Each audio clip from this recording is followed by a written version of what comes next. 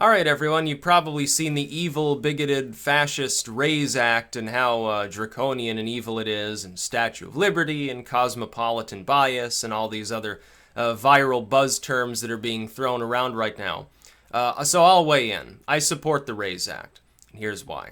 Expecting somebody to learn the main business language of a country before migrating to that country, or at least prioritizing those that have reasonable proficiency, has nothing whatsoever to do with race.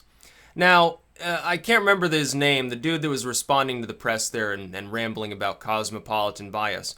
He's fundamentally right, but he should have said something about, like, India. He should have said something about racial minorities within other parts of the English-speaking world. He probably should have mentioned the fact that most of China also speaks English in a bilingual manner because it happens to be good for commercial and diplomatic reasons. English is the lingua franca of the world. It's the main business language. It's the language of the internet for the most part. People who don't know English are at a severe economic disadvantage in this world. And that's not a bad thing.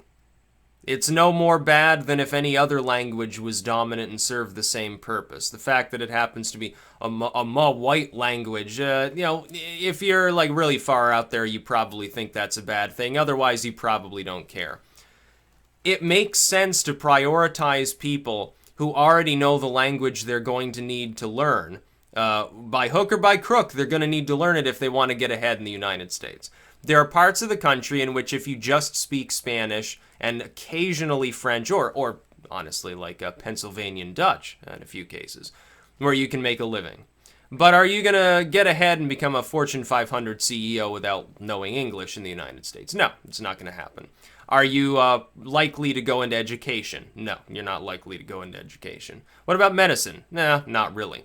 I think that it's a prevalent problem among certain people who proclaim themselves to be on the left, even though they're not really. They're just neoliberals. They like to make this a wedge issue. They've done this for decades. They said, oh, English should never become the official language of the U.S. Okay. Granted, English is not officially the language of the United States, although the GOP pushed for this in yesteryear, and it doesn't really matter. But it is the business language and diplomatic language and internet language of the entire Western world. That's just the way that it is. You don't have to like that fact. You can think it's evil and xenophobic. I think it's a little bit xenophobic when you ignore the existence of India or of Aboriginal individuals in Australia who speak English, or of, some second-generation immigrant in the UK who's, not of English lineage but speaks English because they've assimilated into English culture. Or maybe they live in Scotland where they speak, I don't know, I'm not even going to talk about that. It's totally different. Wales or something like that. Okay. So it is the business language of the U.S. Is it really that unreasonable to expect that somebody who wants to come here to have a stable job and take part in our economy and our culture should speak the main business language of the U.S.? If they want to speak, some other language in their personal life, who cares? There are plenty of people, to this day, and this is even more prevalent maybe half a century ago, who speak Italian to one another, or German or something like that in their home life, or Swedish or something like that. But they learned how to speak English over time because they needed to do so for business reasons. It just made sense. And it didn't seem to be a problem at the time. It looks like those groups of people generally speak English today in their business lives. And that's really what's being requested of them now. The Raise Act also prioritizes skilled labor over unskilled labor. Again, good. Those entry-level positions are already being competed for by people who are illegally here and people who are like first-generation immigrants. There's enough competition there without overflowing and making more competition for those low-wage jobs. The idea of the low-wage jobs of a country is the people that you want to take them are either just getting started because they've immigrated here, or they're just getting started because they're really young.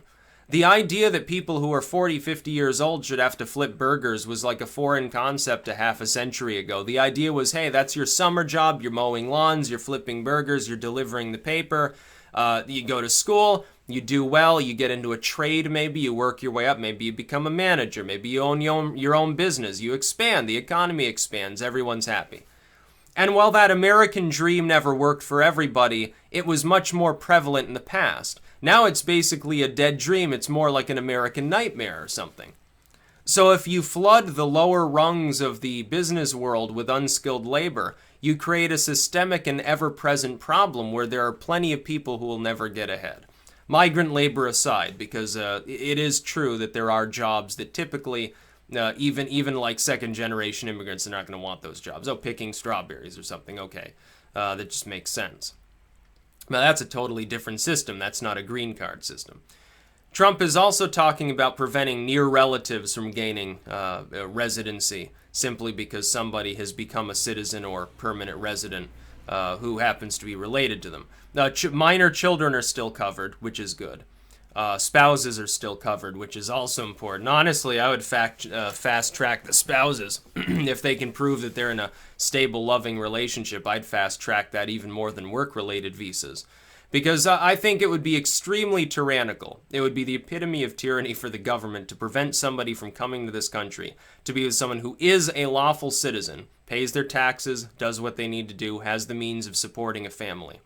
It would be tyrannical for the government to deprive them of their significant other for an extended period of time. That's my belief. Relationships should not be regulated really at all by the government. That would be a case of the same, but it has to be a stable long-term relationship. There should be some onus on them to say, hey, we're together, we're staying together, we've been together. We corresponded by mail, and I visited there, she visited here, something like that. Okay, give them conditional residency. Again, conditional on not breaking the law. That turns into permanent residency, and they get their green card, take the oath of the citizen's oath and stuff. Okay, that's fine. Minor children will remain covered. So what exactly is draconian, fascist, evil, and xenophobic about this? Because I'm scratching my head trying to figure it out. I guess it's the part about cutting the number of refugees that come to the country. Why is that a problem? No country should consider itself under any moral onus to take any refugees. If they're taking any at all, it's out of the kindness of their own heart. That's what a group of people have done. They said, okay, well, there's instability over here. We'll absorb some of this. Try to give them a better life. It's a form of generosity. It's not something that nations should be compelled or feel compelled to do. It's not something anyone should. There are plenty of nations in this world that don't want to take any refugees. The fact that we're taking tens of thousands of them a year is a form of American generosity and should be seen as such. It's not ungenerous to cut that number. We're still taking refugees. There are plenty of people who wish we weren't. There are plenty of people who would like to cut the number further or turn it into a zero or even a negative number and force refugees back out of the country. So saying that what Trump is doing is tyrannical, evil, and fascistic doesn't make any sense. Expecting people to learn the language of business so that they can contribute easily to the economy is not fascistic. It has nothing to do with political ideology. It also has nothing to do with ethnicity or race. There are tens of millions of people in Mexico alone that speak fluent English, and plenty more that speak at least with some fluency. Well, they're going to be prioritized. Why is that a problem? What about some enclave of people in the so-called English-speaking world that don't really speak English proficiently because their host nation decided it wasn't important? Well, they won't be prioritized, even if they're from those evil xenophobic nations that speak English. What, you think that the only people who speak English in the world come from... And I found it funny. I can't remember his name, but he ignored New Zealand and Canada, which was really funny.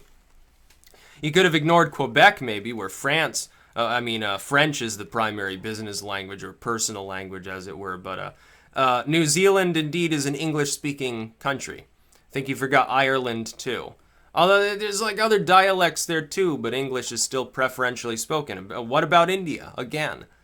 Yeah, you got 1 billion people there that speak English fluently, or more or less. So they're going to be prioritized. You're probably going to end up with a lot of immigrants from India. Hinduism is going to take off in the country. I guess they have a problem with that because Modi's a nationalist and wants to marginalize Islam or something like that.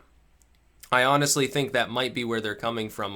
That's why they don't want to talk about the existence of India. It's like they just want to ignore it. Probably because Modi has apparently a decently warm relationship with Trump, so he's an evil bigot too. There are other parts of the world in which English is quite commonly spoken as a second language. It's the most common second language in the world. for a reason. It's self-explanatory. If you want to take part in the U.S. economy, you're going to need to speak English. It may not matter. You're in a group, you're in an area where virtually anyone you interact with already speaks like Spanish or French or something. It might not be important. But what if you have to move? Your job dries up. You're like, okay, well, I need to move my abode somewhere else because there's no job for me here. Well, you're going to have to adapt real fast.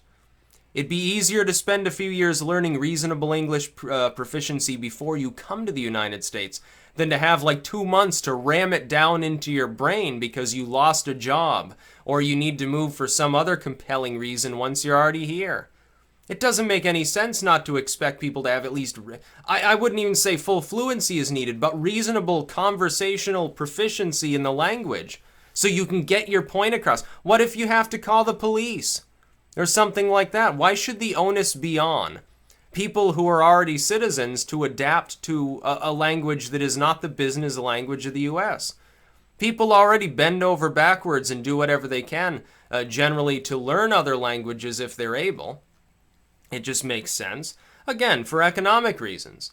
Like, I'm glad that I studied French. I'm not even really conversational. I can read and write decently in French, but I can't really speak or understand it. Verbally, I'm a little bit backwards on the can understand French thing, and I'm probably going to have no idea what you're talking about. But if it's something that I'm reading, it's like, okay, I can muddle my way through this with a little effort. I wish I had studied more of it. And the idea of Americans is, oh, they're backwards, and they're like English first and only, and they don't want to learn other languages. That's bullcrap. It depends on the person. You're trying to collectivize the situation. No, the RAISE Act is not fascism, it's not racism, it's not ethnocentrism, and it's certainly not draconian. You can say that it is, but that just shows that you're really far out there. This act could have been sponsored by a Democrat 10 years ago, and you wouldn't have had a problem with it. That's about all. Peace out.